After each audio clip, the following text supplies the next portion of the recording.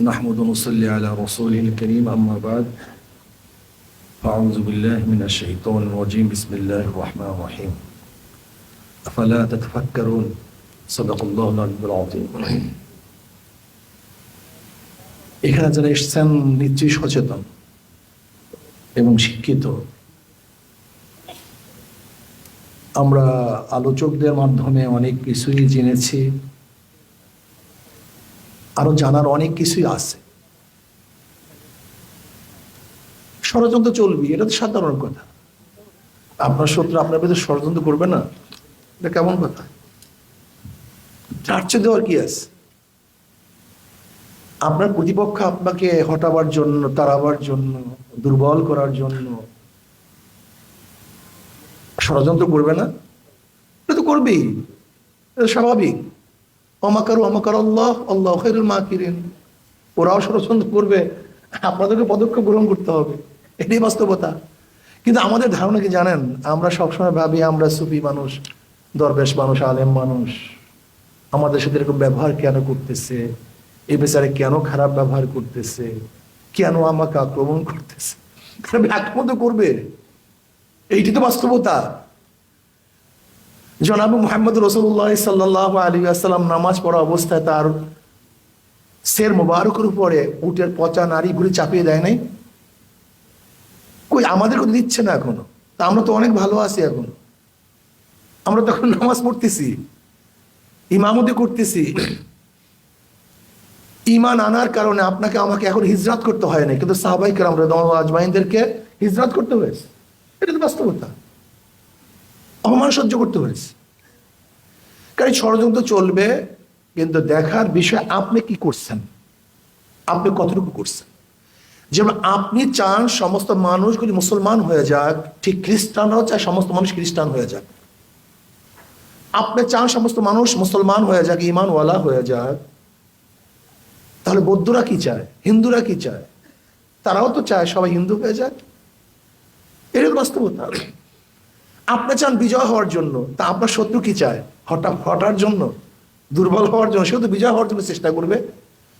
দেখেন, যুদ্ধ চলতে থাকবে, সম্মুখ যুদ্ধ, ফিকরি যুদ্ধ। এখন আমাদের মাঝে সবচেয়ে বেশি যুদ্ধ কাজ করতে গজওয়ায়ে ফিকরি, চিন্তা যুদ্ধ। সম্মুখ যুদ্ধের চেয়ে আমাদেরকে হটাবার সবচেয়ে বড় পদ্ধতি হলো গজওয়ায়ে ফিকরি। যখনই গজওয়ায়ে ফিকরি শুরু হয়েছে, তখনই আমরা পিছু হটতে বাধ্য হয়েছে। দেখেন, জঙ্গে জামাল গজওয়ায়ে ফিকরি, জঙ্গে সিফফিন গজওয়ায়ে ফিকরি ছিল। ইস্ট ইন্ডিয়া গজওয়ায়ে ফিকরির মাধ্যমে। আজকে বাংলাদেশের এনজিও গুলি এদেশে সাহায্য করার জন্য এসছে। যদি সাহায্য করার জন্য আসে, তাহলে দেখেন বাংলাদেশে যে বড় বড় এনজিও গুলি সবচেয়ে বড় বড় ব্যবসায়ী। ব্র্যাক একটা এনজিও, এখন বড় ব্যবসায়ী প্রতিষ্ঠান। গ্রামীণ এক এনজিও, অথচ এখন সবচেয়ে বড় ব্যবসায়ী প্রতিষ্ঠান। এরা কি ব্যবসা করে, এরা কি খেদমত করে, একদিন চিন্তা করছেন? এরা টাকা দিয়ে সাহায্য করার জন্য আসেনি, এরা টাকা দিয়ে বাংলাদেশে বহুত ঈমান পাওয়া যায়, সেই ঈমানকে ক্রয় করার জন্য আসছে। ঈমানকে ক্রয় করার জন্য আসছে। পাওয়ার, ব্যাটারির কোনো দাম নাই, তার মধ্যে যে পাওয়ার আছে সে পাওয়ারের দাম। যদি পাওয়ার না থাকে, তাহলে ব্যাটারির এই বড় একটা বডির কোনো দাম নেই। এটা বোঝা। যদি ভিতরে চার্জ না থাকে, তাহলে ব্যাটারিটা বোঝা হয়ে যায়। ঠিক এই মানুষের মধ্যে, মুসলমানদের মধ্যে ঈমানি পাওয়ার না থাকলে, এটাও জাতির জন্য, দেশের জন্য বোঝা হয়ে যায়। ওরা ঈমানকে ক্রয় করার জন্য আসছে, হাজার হাজার কোটি কোটি মিলিয়ন ডলার ব্যয় করতেছে। কোথায় মুসলমানদের ঈমান আছে, সেই ঈমানকে ক্রয় করো। আজকে এনজিওরা বিভিন্ন কৌশলে, বিভিন্ন পদ্ধতিতে তারা সরকারের উপর প্রভাব বিস্তার করে শিক্ষা অঙ্গনে ঢুকছে, অপসংস্কৃতি চালু করছে। কিন্তু আমি প্রশ্ন করতে চাই, আমাদের দেশে ওলামায়ে কেরাম কি চিন্তা করছেন?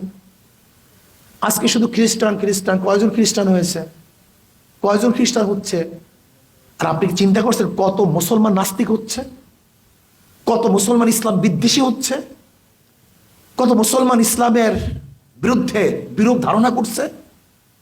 চিন্তা করতে পারি। আজকে হাজারো মুসলমানদেরকে বেঈমান বানাবার জন্য সরকার এনজিওদের ভিত্তিতে যে শিক্ষা কারিকুলাম প্রচার করছে, প্রতিষ্ঠিত করছে, এই পড়াশোনা করলে একজন মুসলমান মুসলমান থাকতে পারে না। সেখানে প্রেম কিভাবে করবে, কিভাবে হাত ধরবে, কিভাবে চুমু দিবে, প্র্যাকটিক্যাল শিক্ষা দেওয়া হচ্ছে।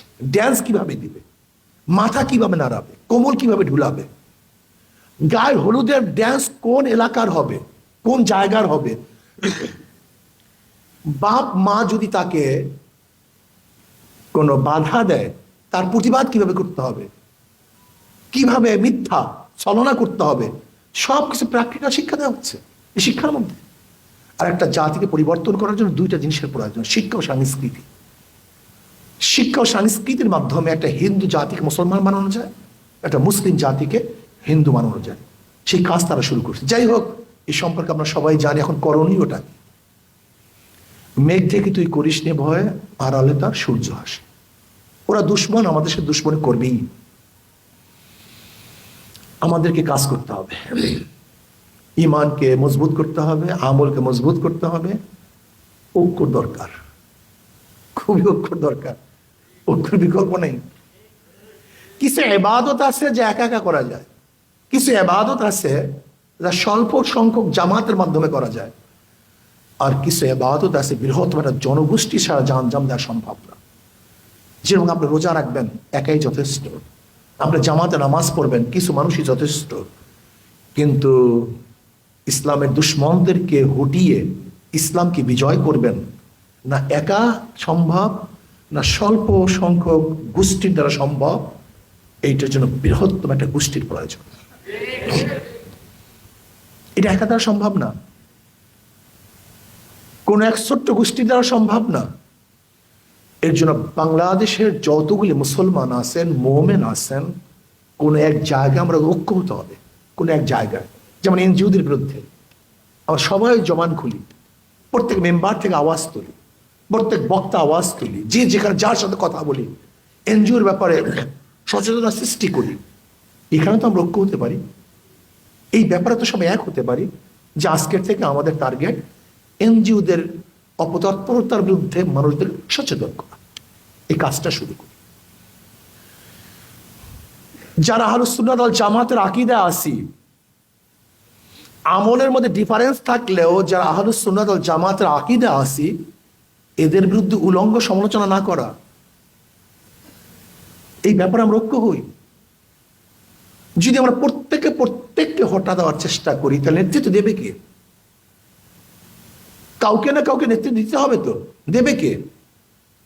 এর জন্য কমপক্ষে যারা আকীদার দিক থেকে এক, তাদের বিরুদ্ধে খুব বেশি সমালোচনা না করি। হ্যাঁ, সমালোচনা করব তাকে সংশোধন করার জন্য, তাকে ইসলাহ করার জন্য, তাকে হটাবার জন্য নয়। শত্রুতামূলক সমালোচনা করব না, বরং মোহাব্বতের সমালোচনা করব, ভালোবাসার সমালোচনা করব, যেন আমার ভাই সংশোধন হয়ে যায়, যেন সে ঠিক পথে চলতে পারে। যদি আমরা এই ব্যাপারে ঐক্য হতে পারি, তাহলে ইনশাল্লাহ বৃহত্তর শক্তি আমরা সঞ্চয় করতে পারবো, ওদের মোকাবেলা করতে পারবো। আর দেখেন, আমি কিন্তু স্টেজ ফিডিং ঐক্যে বিশ্বাসী না, আমি কলবি ঐক্যে বিশ্বাসী। দেখেন, স্বামী স্ত্রীর মধ্যে মাঝামাঝি একই বিছানায় থাকে, তার কিন্তু ঐক্য নেই। একই বিছানায় কিন্তু ঐক্য নেই। একই স্টেজের মধ্যে আমরা শত্রু একত্রিত হয়েছি, আমরা ঐক্য নেই। জনাব মুহাম্মদ রাসূলুল্লাহ সাল্লাল্লাহু আলাইহি ওয়াসাল্লাম মদিনায় কিন্তু হজ করনি, ইয়ামানে, তাদের মধ্যে ঐক্য ছিল।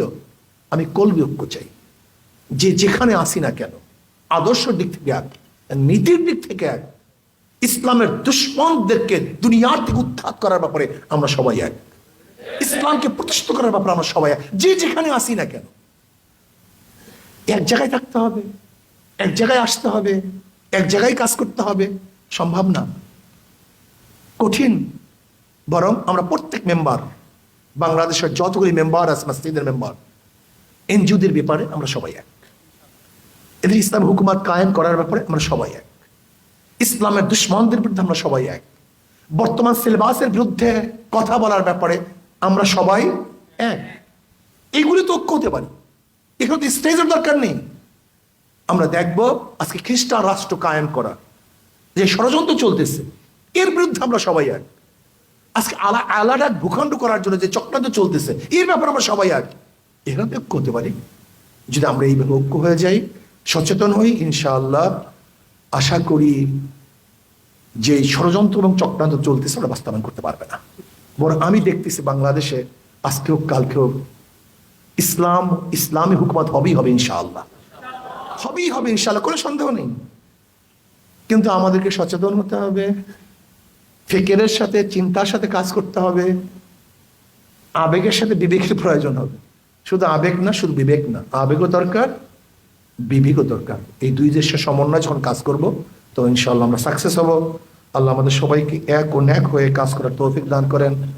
ইনশাআল্লাহ আমরা সবাই কমপক্ষে আপুসের মোহাব্বত করে, আল মুমিনু কারুজুন ওয়াহিদ, ইনশতাকা আইনু ইশতাকা কুল্লু ওয়া ইনশতাকা রাসু ইশতাকা কুল্লু। আল্লাহ আমাদের সবাইকে হাদিসের আমল করার তৌফিক দান করেন। ওয়া মা আলাইনা ইল্লাল বালাগ। আসসালামু আলাইকুম ওয়া রাহমাতুল্লাহি ওয়া বারাকাতুহু।